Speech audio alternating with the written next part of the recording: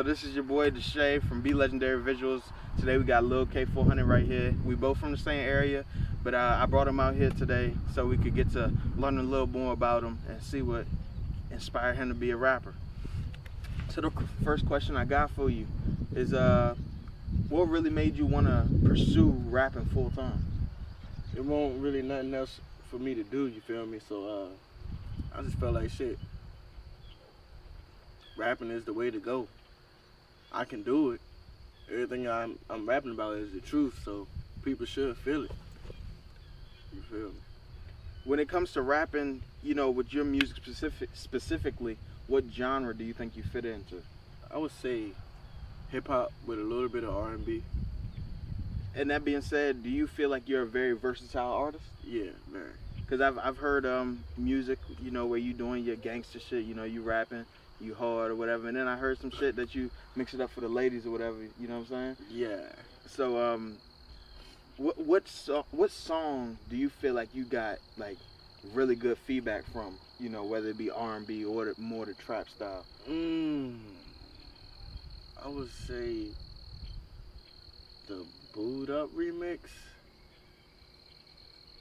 Yeah. Had the joints going crazy out here? Yeah, they was going crazy. I feel you. And speaking more into your music, your last visual, Bitcoin, is nearly at 2,000 views on YouTube. When are you planning on coming out with another visual? You know, people, they want to see some more from you. Real soon. I'm finna shoot something real soon.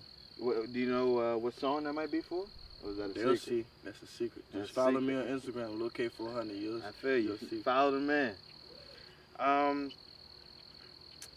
What are some things that you're going to eventually splurge on when you do become very successful and famous? Real estate, invest in some property, businesses. But first, I'm gonna just get my mom and my family up out of here. The usual. But I ain't finna be doing what you see most of these other rappers do. Now, a lot of rappers, once they blow up, you know, some of them move away from their communities and go to LA or New York or wherever the most popular city in their state is. And some of them, they stay in their area and they just build, you know, move to a gated community or something like that. What do you see yourself doing? You think I'm finna stay right here? Hell no. Hell no, I ain't staying for right here. Hell yeah. Either I'm gonna go LA or Atlanta, but I plan on moving to Atlanta next year though. Next year? Yeah. Is there any reason behind that? I'm on probation, so I can't move now. Oh, got you. Yeah, it's a bunch of bullshit happen, you know what I'm saying? It's Yeah. like people getting mixed up at the wrong time. Hell yeah. I know that you have a song with Ball Out Rio. Yeah. How did you come about doing that song? I heard his song called Fuck 'Em. And I was like, yeah, I fuck with that nigga hard. No, I heard his song with a dude named Stilo. He go to Virginia State with a dude I know. And I was like, that's when I first found out who it was. And then he came about with that song, Fuck 'Em. I was like, yeah, I gotta do a song with him. So I hit dude up. And then we linked up and did a song or whatever. That's tight. So, do you see yourself coming out with maybe like a whole project with Rio? Shit. Hopefully. I plan on it. We should do something. Yeah, we should do like 6 or 7 songs, put it on tape. Yeah, I think the streets would go crazy for that. Hell yeah. Yeah. When it comes to other local artists in your area, who pushes you to go the hardest? Batman. Most definitely. That nigga hard. Batman, Lil T, Elijah, Sitgo. Yeah. Now I know you, RG, Elijah, and Sitgo, you know, kind of grew up together. Is there any like stories you want to tell us about, you know, something crazy that happened to y'all? You know what I'm saying? Maybe y'all was dogging out some bitches or something. Like. Oh no, I ain't gonna put that out there. But before anybody knew Elijah, bro, he was a rapper. Before he started doing pain music. Yeah. He was a little fanner. You feel me? Little fanner. We're not getting looked at at all. DC, Maryland, they getting looked at. As like, I'm saying, speaking of the DMV area. But Virginia, we're not getting looked at at all. And do you think artists that have already been accomplished and, you know, they are very successful could do more to support local artists or upcoming artists? Yeah, but they don't want to, obviously. So I'm just like, shit, fuck it. Why do you think that is? You know, especially like you see Atlanta and Florida, they usually help each other and they build and, you know, create these communities of people that want to listen to their music and do features and whatnot. But it seems like Virginia is always, you know, everybody starving and, you know, struggling and fighting each other when they could be helping each other. Yup, but shit, man, I feel like it's everybody. Too many people hate on each other. Too many people hate on each other. Ain't gonna get nowhere like that. That's why I got my group of niggas and the niggas that I didn't go with. That's like I'm cool with and shit now. I'll just be like, shit, if we're gonna do it, let's do it 100%. You feel me? Speaking of hating on each other, what is have you ever gotten into an altercation over some rap beef? Nah. So no hands have been laid on each other, no, you know, other things have happened? You ain't never gonna get that far. You ain't gonna see me. You ain't gonna see me beefing over a nigga over some rap. Do you think that's because niggas too scared to fuck with you, or? Nah, it ain't that. It ain't that. Just cause I'm too much of a real nigga. If your shit hard, your shit hard. Like, ain't no reason for me to hate. But if your shit suck, don't expect me to like that shit. I feel you. I think you mentioned earlier that you were on probation, and knowing that you probably can't, you know, smoke or do anything like that. What's your thing that you do to turn up or get right before you perform at a party? I be getting drunk. What's your drink of choice? Hennessy. Everybody fuck with Henny. Henny, bro. How many shots do you think it take you to feel good? I don't know. I don't even drink out no cup. You I just use grab straight the bottle. bottle. I feel you. You be getting right. Yeah.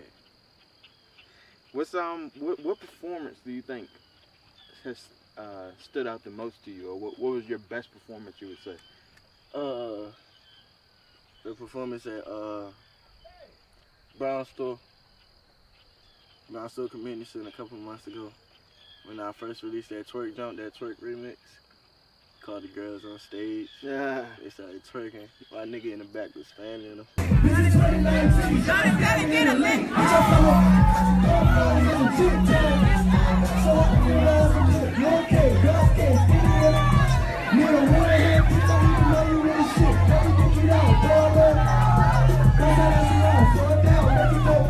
I've seen a couple videos on your Instagram going wild, you know what I'm saying?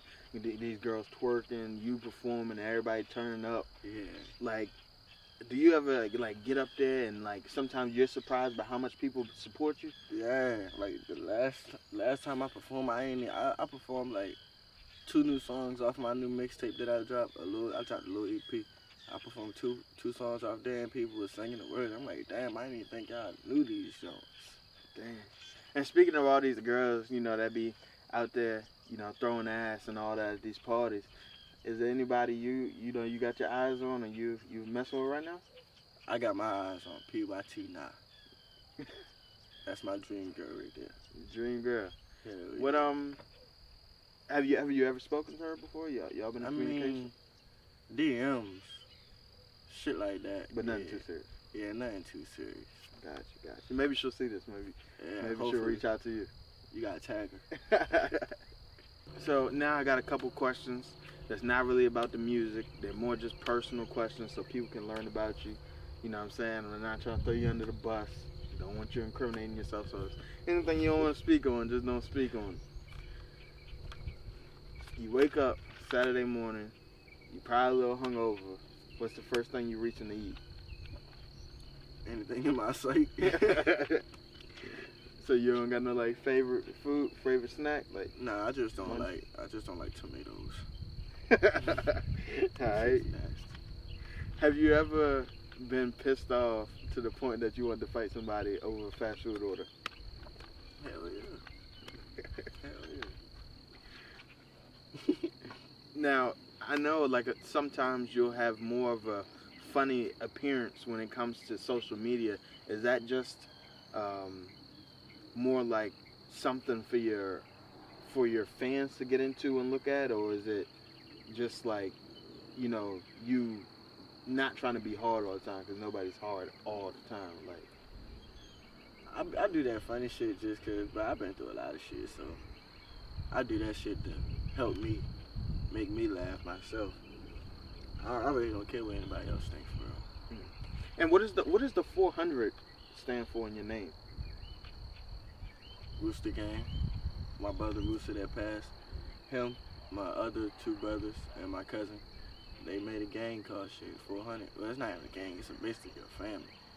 All of them was like, shit, we all 100. We all real niggas. 100 times 4 is 400. So, yeah, and then, shit, young niggas, we started claiming it. We got basically everybody in the land claiming that shit. You feel me? Gotcha. And you haven't had, somebody close to you pass away. Does it make you want to strive for success even harder? Yeah. Because I feel like if he ain't passed away, I wouldn't even be rapping. And, when you really sit back and think about it, rappers usually have a lot of people around them, whether it be like an entourage or just childhood friends or, whatever. They just usually have 10, 15 people around them all times. Some people for safety reasons, people always getting tested. You see people like Tekashi 6ix9ine, what I'm saying? He was always beefing with somebody before he got locked up. So he rode with a whole bunch of people. That nigga rode with security. I ain't riding with security. I'm riding with my niggas, my brothers. Yeah, but before that, he had a group of people that he was rolling up with that switched up on him. Are you afraid of anybody else switching up on you? Like, nah. Or you really have faith in your niggas? Yeah, loyalty run deep with me and my niggas. We'd have been through too much just for somebody to get fame and one person or people decide to switch up. You feel me? What do you think you would do if, let's say, somebody stole some money or jewelry from you that was close to you? I mean, I'm going to just tell them all you had to do is ask for it. I ain't even going to be mad at them because I'm going to be rich. You feel me? So it ain't nothing that I can't get back. Yeah, so you're not really a materialistic person. Nah. Gotcha. When it comes to getting your first trophy piece, once you get signed, maybe you might sign $1 million deal, $100,000 deal. What are you gonna buy? What's the first? I don't know, $100,000 deal. You said it right the first time, that million. What is one of the first things you're gonna get? Pleasure wise, not even just an investment. Probably a chain for real. Or perms, diamond out, VVS's in my mouth. What jeweler do you fuck with the most? There's a lot of celebrity jewelers out here. You got Ben Baller, you got Aviani, you got Johnny Dang. I don't fuck with Ben Baller. I don't like Johnny Dang. I like his grills, but I saw how he did King Von shit. He can't even close his fucking mouth. That nigga mouth look like he got overbite or something. But I fuck with him though. Gotcha. I'm gonna go to Ben a Baller. lot of people go to Johnny Dang for grills. Is there any artist that, when it comes to the jewelry, that you like, they got the best jewelry, or like, some type of shit like that?